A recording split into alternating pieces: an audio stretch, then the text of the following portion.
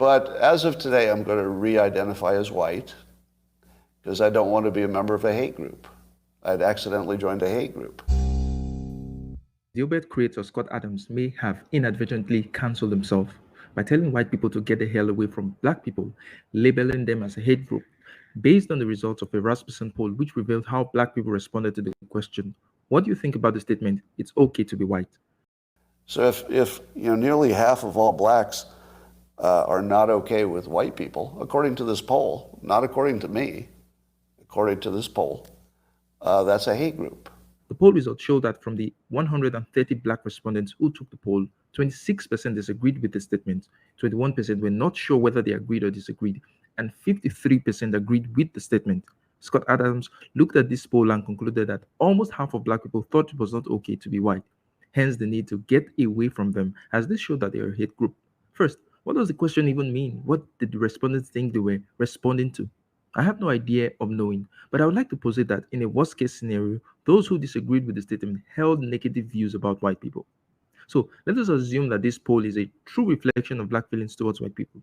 I've had conversations with a few African Americans who say the poll likely resembles what is obtainable amongst African Americans. On the assumption that the poll is accurate, and to be charitable to Scott Adams, if half of a group has negative feelings towards you, it's a perfectly reasonable proposition to stay away from them. But the catch is that's not what the poll data reveals. The poll data, if anything, reveals the opposite of what Scott Adams claimed it to be. The majority of black respondents, 53%, thought it was okay to be white. The minority, 26%, thought otherwise. And given American racial history, those numbers don't seem outrageous. Now that leaves 21% who were not sure. Adams decided to add the 21% who were not sure to the 26% who disagreed with the statement. In effect, turned a neutral into a negative. This is most uncharitable of Adams, to say the least. Based on this misinterpretation of statistical data, I think Adams' conclusion is not only wrong but sinister, which brings into question what his motivations were. This type of hyperbolic language is dangerous and feeds into the narrative that black people hate white people and want to do them harm. Many whites will see this as a confirmation of such feelings, which will in turn build resentment and hatred towards black people. And we can see how this can perpetuate racial animosity. Now, even if this poll revealed that half of black people held negative views about white people, a case can be made for the position that it's not that much of a big deal. The reason being that people often hold negative opinions or views about other groups and never act on such negative opinions. So, if this were true, chances are for most black people, it doesn't go beyond how they feel about white people. I suspect that a similar percentage of white people hold negative views or opinions about black people too. But the vast majority as well don't act on those feelings. Scott Adams and many on the right claim that despite the backlash, nobody has been able to say that he's wrong. Well, I say this boldly, Scott Adams is wrong. He is wrong in drawing such conclusions from a faulty premise.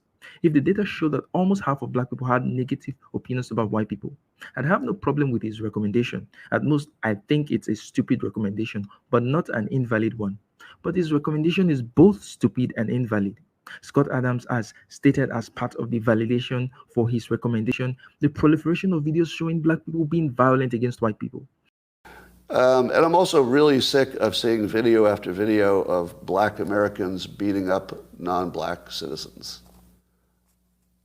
I realize it's anecdotal and it doesn't give me a full picture of what's happening. But every damn day I look on social media and there's some black person beating the shit out of some white person. I'm kind of over it. I'm over it.